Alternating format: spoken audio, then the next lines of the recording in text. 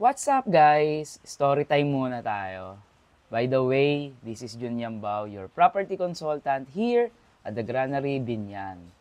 Si Joy, isang IT professional, akala niya imposible na makabili ng sariling bahay. Taon-taon, nagbabayad siya ng mataas na renta pero wala namang napupuntahan. Hanggang sa nadiskubre niya ang The Granary sa Binyan City.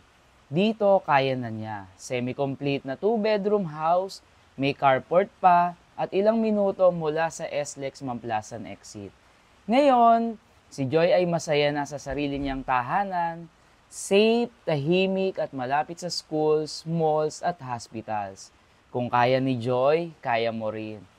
Mag-move in na sa The Granary, Binyan City. Schedule a viewing now. Again, this is Jun Yambao, your property consultant here at The Granary, Binyan City.